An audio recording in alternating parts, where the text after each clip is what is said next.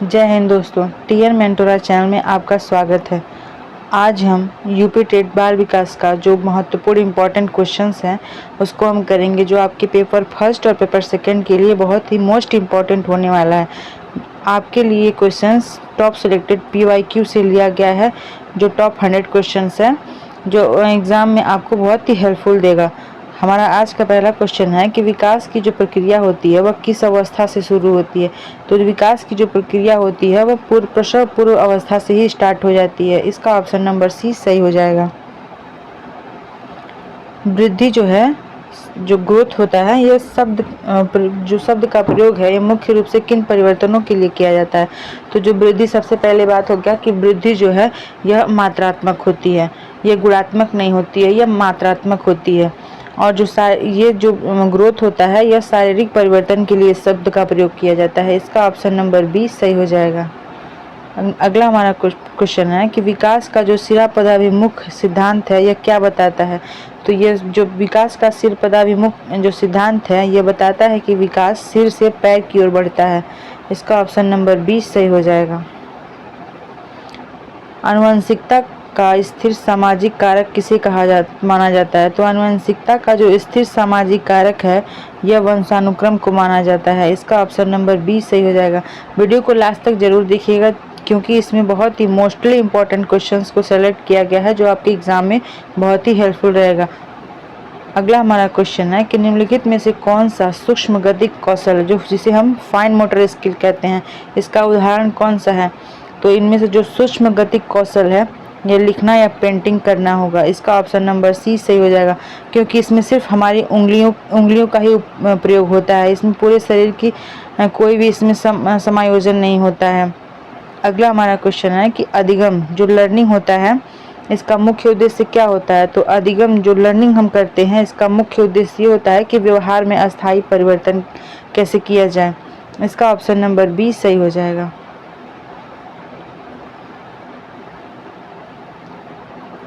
अगला हमारा क्वेश्चन है कि पावलोव ने अपने शास्त्रीय अनुबंधन सिद्धांत में किस पर प्रयोग किया था। तो जो पावलोव ने अपने शास्त्रीय अनुबंधन सिद्धांत का प्रयोग किया वह कुत्ते पर किया था। इसका ऑप्शन नंबर सी सही हो जाएगा।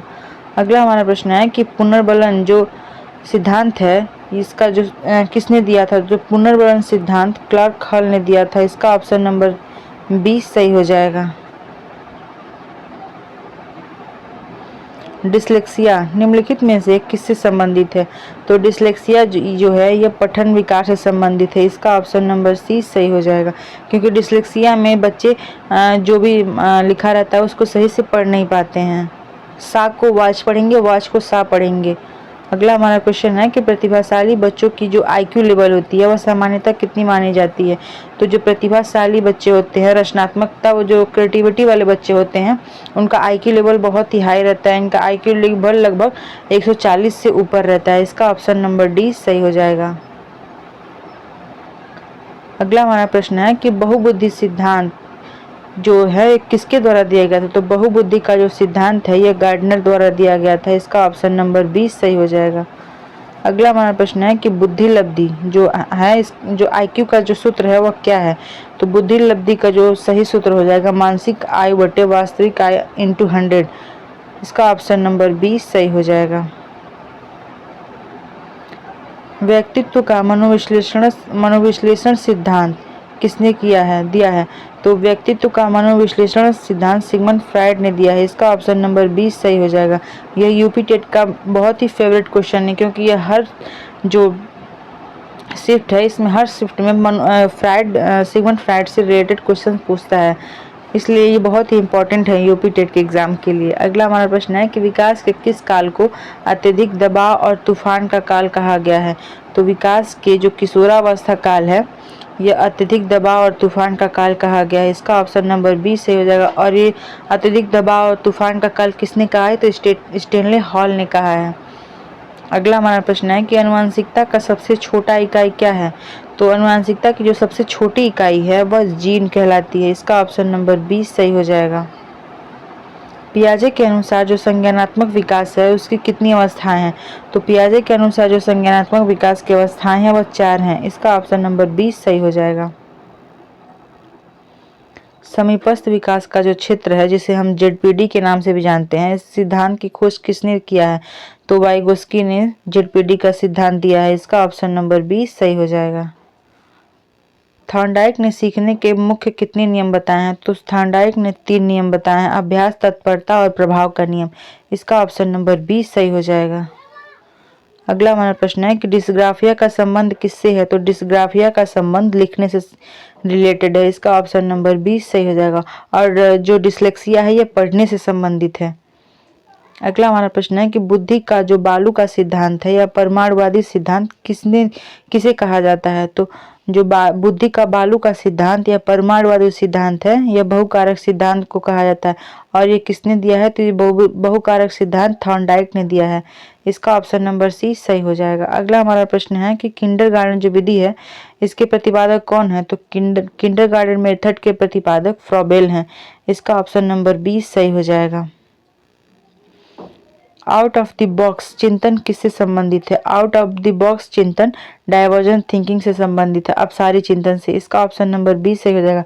आउट ऑफ द बॉक्स यानी कि एक क्वेश्चंस का अलग अलग जवाब देना, अलग अलग उसको खोजना कि उस समस्या जो भी समस्या रहती है उसका अलग अलग समाधान ढूंढना, इससे अपसारी चिंतन करते हैं, इसे आउट ऑफ द बॉक्स कहते हैं।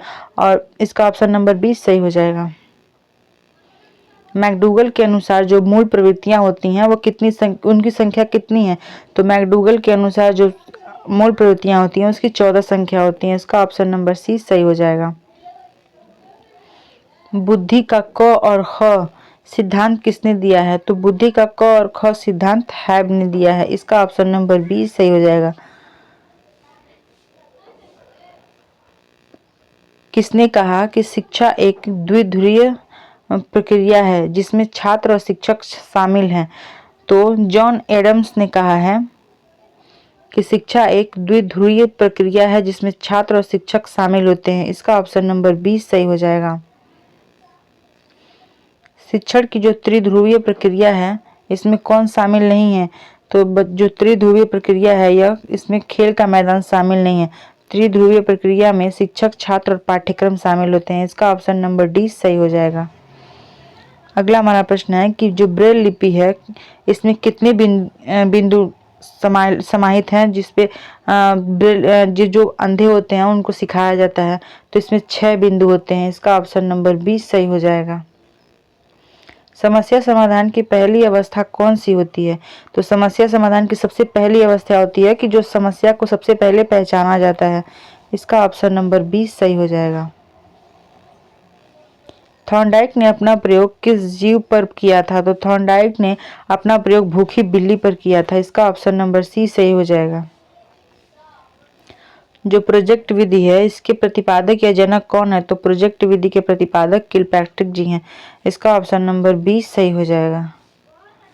ये सारे के सारे बहुत ही मोस्ट इंपॉर्टेंट टॉप 100 क्वेश्चंस हैं जो आपके एग्जाम में बहुत ही आपको हेल्पफुल देंगे, चाहे पेपर फर्स्ट हो या चाहे पेपर सेकंड हो। अगला हमारा प्रश्न है कि जो वृद्धि है ग्रोथ के बारे में कौन सा कथन सही है? तो जो वृद्धि ग्रोथ है इसमें यह जीवन भर चलती है नहीं, वृद्धि एक समय पर जाकर रुक जाती है, गुणात्मक नहीं होती है, यह मात्रात्मक होती है, यह मापनीय होती है और यह एक निश्चित आयु तक चलती है। हाँ, ये बात सही है। इसका ऑप्शन नंबर सी सही हो जाएगा। इसका संबंध केवल मानसिक विकास से नहीं, इसका संबंध केवल मानसिक विकास से नहीं है, शारीरिक विकास से इसका है। अगला हमारा प्रश्न है कि निम्नलिखित में से कौन सा स्थूल गति कौशल का उदाहरण है? तो जो ग्रॉस मोटर स्किल है इसमें दौड़ना या कूदना, इसका ऑप्शन नंबर बी सही हो जाएगा। ऊपर हमने क्वेश्चंस किया था फाइन मोटर स्किल, तो फाइन मोटर स्किल में सिर्फ हमारी उंगलियों का काम होता है, वहाँ फाइन मोटर स्किल होता है। और जो स्थूल गतिक होता है, कौशल होता है, ग्रॉस मोटर स्किल होता है, इसमें पूरे शरीर की जो कंपन होती है, पूरे शरीर इन्वॉल्व होता है, पूरा शरीर क्रिया करता है। इसका ऑप्शन नंबर बी सही हो जाएगा। मनोविज्ञान में पुनर्बलन के जनक कौन माने जाते हैं? तो मनोविज्ञान में पुनर्बलन के जो जनक माने जाते हैं वह मिस्टर क्लार्क हॉल माने जाते हैं। इसका ऑप्शन नंबर सी सही हो जाएगा। डिस्कैलकुलिया का संबंध किस अधिगम अक्षमता से है? तो डिस्कैलकुलिया गणितीय संबंध से है, अंकगणितीय गणना की समस्या से है। इसका ऑप्शन नंबर 20 सही हो जाएगा। हमने ऊपर पढ़ा था डिस्ग्राफिया। डिस्ग्राफिया में हम लोग लिखने से संबंधित समस्या उत्पन्न होती है, और डिस्कैलकुलिया में अंकगणितीय गणना में, और डिसलेक्सिया में पठन संबंधित विकार से रिलेटेड उसमें जो अक्षमता होती है। अगला हमारा प्रश्न है, समावेशी शिक्षा का मूल विचार क्या है? तो समावेशी शिक्षा का मूल विचार होता है कि बिना किसी भेदभाव के सभी बच्चों को एक ही छत के नीचे शिक्षा देना। इसका ऑप्शन नंबर सी सही हो जाएगा। बुद्धि का जो 3D जो सिद्धांत है, आयाम है, वो किसने दिया है? तो बुद्धि का जो त्रिविमीय 3D या त्रिआयामी सिद्धांत यह गिलफोर्ड ने दिया है। इसका ऑप्शन नंबर 20 सही हो जाएगा। अगला हमारा प्रश्न है कि बुद्धि लब्धि IQ मापने वाला जो सूत्र है MA/CA/100 का जो प्रतिपादन किसने दिया है? तो ये टर्मन ने दिया है। इसका ऑप्शन नंबर 20 सही हो जाएगा। अगला हमारा प्रश्न है कि रोशा स्याही धब्बा जो परीक्षण है, जिसे हम शॉर्ट फॉर्म में IBT कहते हैं, यह व्यक्तित्व मापन की विधि किस विधि के अंतर्गत आता है? तो प्रक्षेपी विधि के अंतर्गत आता है। इसका ऑप्शन नंबर सी सही हो जाएगा। मानव कोशिका में गुणसूत्रों के कितने जोड़े पाए जाते हैं? तो मानव कोशिका में गुणसूत्रों की जोड़े जो है वह 23 जोड़े पाए जाते हैं। इसका ऑप्शन नंबर 20 सही हो जाएगा। लेव वाइगोस्की ने बालक के विकास के लिए कौन सा सिद्धांत दिया है? तो लेव वाइगोस्की ने बालक के विकास के लिए सामाजिक सांस्कृतिक सिद्धांत दिया है। इसका ऑप्शन नंबर 20 सही हो जाएगा। अगला हमारा प्रश्न है कि समीपस्थ विकास का जो क्षेत्र है, जिसे हम ZPD कहते हैं, से क्या तात्पर्य है? तो समीपस्थ विकास का जो क्षेत्र है वह क्षेत्र जहां बच्चा सहायता के माध्यम से लक्ष्य तक पहुंचता है, जिसे हम ZPD के नाम से कहते हैं, समीपस्थ विकास का क्षेत्र। इसका ऑप्शन नंबर 20 सही हो जाएगा। प्रगतिशील शिक्षा जो है के जनक कौन माने जाते हैं? तो प्रगतिशील शिक्षा के जनक जॉन डेवी माने जाते हैं। इसका ऑप्शन नंबर 20 सही हो जाएगा। अगला हमारा प्रश्न है कि व्यक्तिगत भिन्नताओं के मुख्य कारण क्या है? तो व्यक्तिगत भिन्नताओं का मुख्य कारण वंशानुक्रम और वातावरण का अंतःक्रिया है। इसका ऑप्शन नंबर सी सही हो जाएगा। थॉर्नडाइक के प्रयास एवं त्रुटि के सिद्धांत को अन्य किस नाम से जाना जाता है? तो थॉर्नडाइक के प्रयास एवं त्रुटि के सिद्धांत को SR थ्योरी के नाम से जाना जाता है। इसका ऑप्शन नंबर 20 सही हो जाएगा, जिसे हम उद्दीपक अनुक्रिया सिद्धांत भी कहते हैं। अगला हमारा प्रश्न है कि ऑटिज्म से जो ग्रसित बच्चा होता है उसमें मुख्य रूप से कौन सी कठिनाई होती है? उसमें मुख्य रूप से ये कठिनाई है कि सामाजिक संचार और अंतःक्रिया करने में कठिनाई होती है। इसका ऑप्शन नंबर 20 सही हो जाएगा। ऑटिज्म वाले बच्चे हमेशा एकांत में रहते हैं और वो लोगों से दूरी बना के रहते हैं, और कभी कभी वो इतना हाइपर एक्टिव रहते हैं कि वो किसी की बात भी नहीं सुनते हैं। अगला हमारा प्रश्न है कि बालक के समाजीकरण की प्रथम इकाई कौन सी होती है? तो बालक की जो प्रथम समाजीकरण की इकाई होती है वह परिवार होता है, और परिवार में उसकी माँ होती है। इसका ऑप्शन नंबर 20 सही हो जाएगा। अगला हमारा प्रश्न है कि सीखने की प्रक्रिया में जब कोई उन्नति नहीं होती तो उसे क्या कहते हैं? तो सीखने की प्रक्रिया में जब कोई उन्नति नहीं होती वहां अधिगम का पठार होता है। इसका ऑप्शन नंबर 20 सही हो जाएगा। व्यक्तित्व मापन का जो 16 PF है, पर्सनालिटी फैक्टर, किसके द्वारा दिया गया था? तो ये RB कैटल द्वारा दिया गया था। इसका ऑप्शन नंबर 20 सही हो जाएगा। भाटिया बैटरी परीक्षण का संबंध किस मापन से है? तो भाटिया बैटरी परीक्षण का संबंध बुद्धि के मापन से है। इसका ऑप्शन नंबर सी सही हो जाएगा। पियाजे के अनुसार वस्तु स्थायित्व का गुण किस अवस्था में आता है? तो पियाजे के अनुसार जो वस्तु स्थायित्व की जो अवस्था है यह संवेदी गामक अवस्था है। इसमें 0 से 2 वर्ष के बच्चे वस्तु स्थायित्व करना सीख जाते हैं। इसका ऑप्शन नंबर ए सही हो जाएगा। टैट जो परीक्षा है इसमें कुल कितने कार्ड होते हैं? तो इसमें 31 कार्ड होते हैं, जिसमें 30 रंगीन और एक सादा कागज कार्ड होता है, जिसमें व्यक्ति को दिया जाता है और वो उससे रिलेटेड कोई कहानी उनको बत करने के लिए लिखने के लिए दिया जाता है, और उनसे उनको देखा जाता है कि वो कैसी कहानी लिखते हैं अपने पर्सनालिटी के हिसाब से। इसका ऑप्शन नंबर डी सही हो जाएगा। बुद्धि लब्धि IQ का जो शब्द है इसका प्रयोग सबसे पहले किसने किया था? तो इसका सबसे पहले प्रयोग IQ का प्रयोग सबसे पहले स्टर्न ने किया था। इसका ऑप्शन नंबर 20 सही हो जाएगा। बुद्धि का तरल ठोस जो सिद्धांत है यह किसने दिया था? तो बुद्धि का जो तरल ठोस सिद्धांत है वो आरबी कैटल ने दिया था, और आरबी कैटल ने ही 16 पीएफ भी दिया था। इसका ऑप्शन नंबर 20 सही हो जाएगा। किसने कहा कि शिक्षा एक द्विध्रुवीय प्रक्रिया है जिसमें छात्र और शिक्षक होते हैं? तो जॉन एडम्स ने कहा था कि शिक्षा एक द्विध्रुवीय प्रक्रिया है जिसमें शिक्षक और छात्र होते हैं। इसका ऑप्शन नंबर 20 सही हो जाएगा। अगला हमारा प्रश्न है कि जॉन डेवी के अनुसार शिक्षा एक त्रिध्रुवीय प्रक्रिया है जिसमें तीसरा ध्रुव क्या है? तो तीसरा ध्रुव पाठ्यक्रम है। इसका ऑप्शन नंबर 20 सही हो जाएगा। एडम्स का कहना था कि शिक्षा द्विध्रुवीय प्रक्रिया है, लेकिन जॉन डेवी का कहना है कि शिक्षा जो है यह त्रिध्रुवीय प्रक्रिया है जिसमें पाठ्यक्रम भी शामिल है। शिक्षक और जो बालक होता है उसके अलावा पाठ्यक्रम भी जरूरी होता है। अगला हमारा प्रश्न है कि स्पीयरमैन के अनुसार जो जी कारक है इसका क्या अर्थ है? तो जो स्पीयरमैन के अनुसार जो जी कारक है इसका अर्थ होता है कि सामान्य बुद्धि, जनरल इंटेलिजेंस। इसका ऑप्शन नंबर 20 सही हो जाएगा। दृष्टिबाधित बच्चों के लिए प्रयोग की जाने वाली जो ब्रेल लिपि होती है कितने बिंदुओं पर आधारित होती है? तो दृष्टिबाधित बच्चों के लिए जो प्रयोग की जाती है उसमें 6 बिंदु होते हैं। इसका ऑप्शन नंबर 20 सही हो जाएगा। अगला हमारा प्रश्न है कि समस्या समाधान की प्रथम अवस्था कौन सी मानी जाती है? तो समस्या समाधान की जो प्रथम अवस्था है तो समस्या की पहचान मानी जाती है। इसका ऑप्शन नंबर 20 सही हो जाएगा। अगला हमारा प्रश्न है कि थॉर्नडाइक ने बुद्धि के किस सिद्धांत का समर्थन किया था? तो थॉर्नडाइक ने बुद्धि का जो बहुकारक सिद्धांत है इसका समर्थन किया था। इसका ऑप्शन नंबर सी सही हो जाएगा। आधुनिक मनोविज्ञान के जनक किसे माना जाता है? तो आधुनिक मनोविज्ञान का जनक विलियम जेम्स को माना जाता है। इसका ऑप्शन नंबर 20 सही हो जाएगा। स्किनर के अनुसार बच्चे भाषा कैसे सीखते हैं? तो स्किनर के अनुसार बच्चे अनुकरण या सुदृढ़ीकरण पुनर्वरण के माध्यम से भाषा सीखते हैं। इसका ऑप्शन नंबर 20 सही हो जाएगा। ये क्वेश्चंस बहुत ही मोस्ट इंपॉर्टेंट क्वेश्चंस हैं। आप लोग इस वीडियो को जरूर लास्ट तक देखिएगा ताकि आप लोग को एग्जाम में जरूर इससे हेल्प मिले। अगला हमारा क्वेश्चन है कि व्यवहार के द्वारा जो व्यवहार में परिवर्तन ही सीखना है, यह कथन किसका कहना है?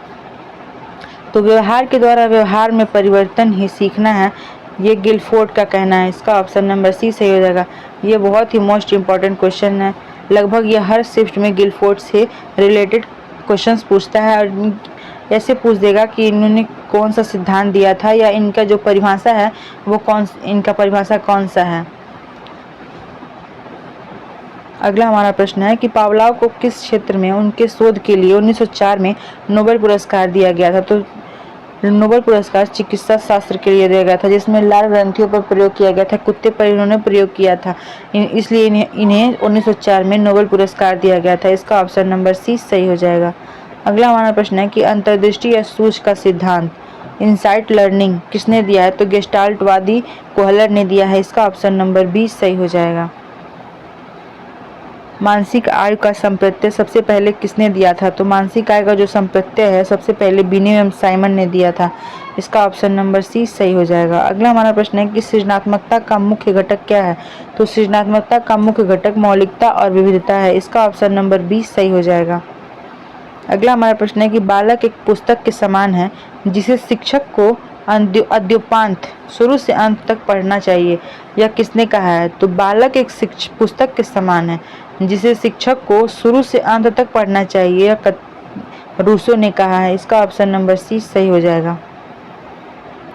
एडीएचडी विकार से ग्रसित बच्चे में मुख्य लक्षण क्या होता है? तो एडीएचडी जो बच्चा होता है वह हाइपर एक्टिव होता है जो एक जगह पर लंबे समय तक ध्यान नहीं लगा पाता है। इसका ऑप्शन नंबर 20 सही हो जाएगा। वो एकदम हाइपर एक्टिव रहता है, वो एक जगह पर टिककर ही नहीं रहता, ना ही एक चीज़ों पर ध्यान लगाता है। अगला हमारा प्रश्न है कि व्यक्तित्व मापन का जो शब्द है व्यक्तित्व मापन का शब्द साहचर्य परीक्षण किस प्रकार की विधि है?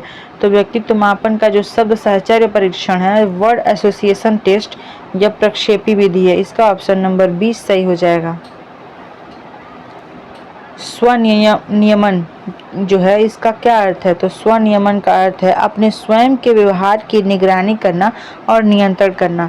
इसका ऑप्शन नंबर 20 सही हो जाएगा। अगला हमारा प्रश्न है कि प्राथमिक मानसिक योग्यताएं जो हैं इसका सिद्धांत किसके द्वारा दिया गया था? जो प्राथमिक मानसिक योग्यताएं हैं इसका सिद्धांत थर्स्टन द्वारा दिया गया था। इसका ऑप्शन नंबर ए सही हो जाएगा। क्रियात्मक अनुसंधान का मुख्य उद्देश्य क्या होता है? तो क्रियात्मक अनुसंधान का मुख्य उद्देश्य कक्षा की व्यवहारिक समस्याओं का समाधान करना होता है। इसका ऑप्शन नंबर 20 सही हो जाएगा। अगला हमारा प्रश्न है, एनसीएफ 2005 के अनुसार शिक्षक की क्या भूमिका है?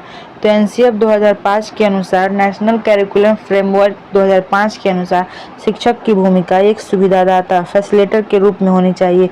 इसका ऑप्शन नंबर 20 सही हो जाएगा। अधिगम का क्षेत्रीय सिद्धांत जो फील्ड थियरी है किसने दिया था? तो अधिगम का जो क्षेत्रीय सिद्धांत फील्ड थियरी है कुर्ट लेविन ने दिया था। इसका ऑप्शन नंबर सी सही हो जाएगा। अगला हमारा प्रश्न है कि वर्तुलाकार या चक्रीय विकास जिसे हम स्पाइरल कहते हैं, इसका क्या अर्थ है? तो विकास का लंबवत न होकर पीछे मुड़कर परिपक्वता के साथ आगे बढ़ना।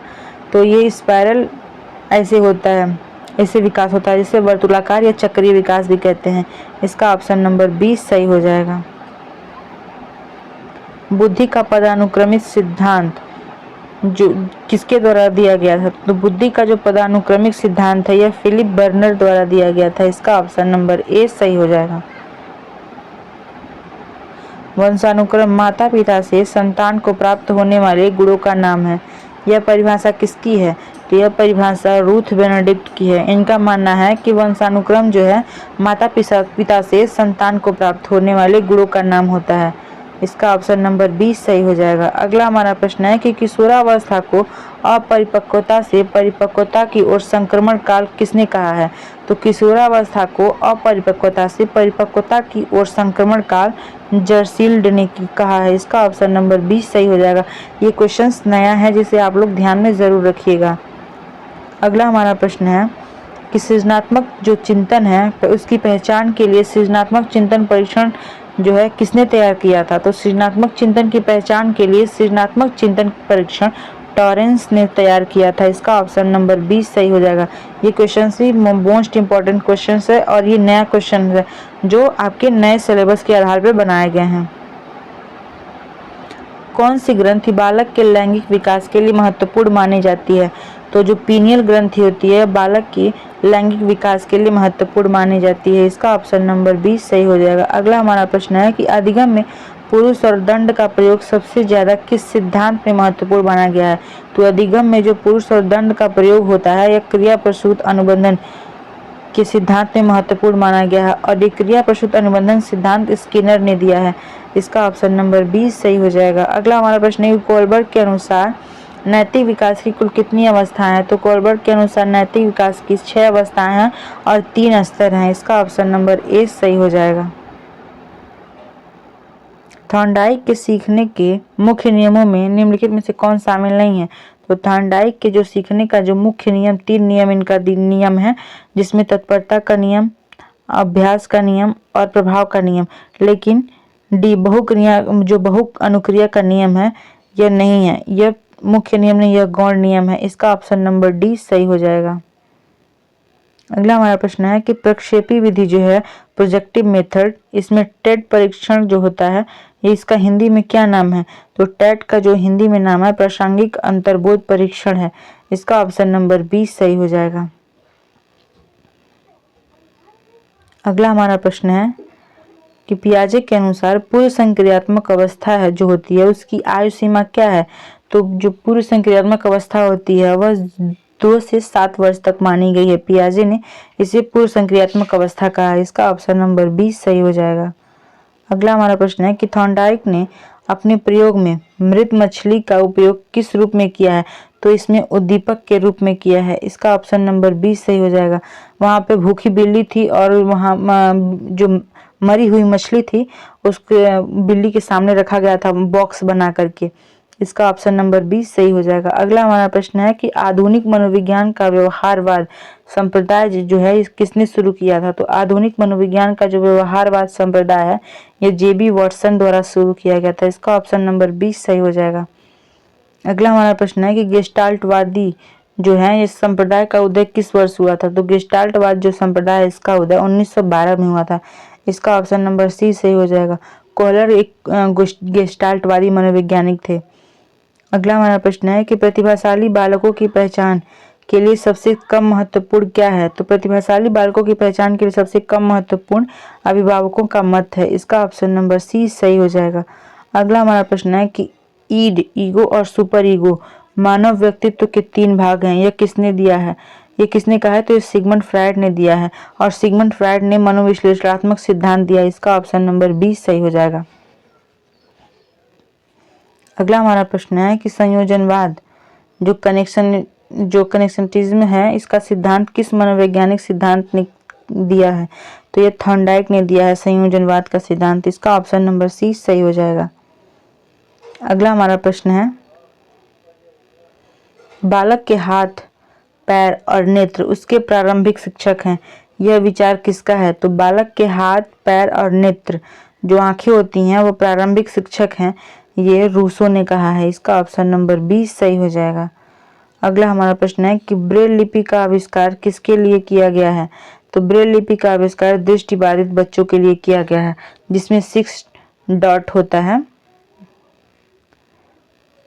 इसका ऑप्शन नंबर बी सही हो जाएगा। अगला हमारा प्रश्न है कि मनोविज्ञान में प्रयोगात्मक मनोविज्ञान के जनक किसे माना जाता है? तो मनोविज्ञान में प्रयोगात्मक मनोविज्ञान का जनक विलियम वुंड को माना जाता है। इसका ऑप्शन नंबर बी सही हो जाएगा। अगला हमारा प्रश्न है कि अधिगम का अर्थ आदत, ज्ञान और अभिवृद्धि का अर्जन है। किसने कहा है? तो अधिगम का अर्थ आदत, ज्ञान और अभिवृद्धि का अर्जन है।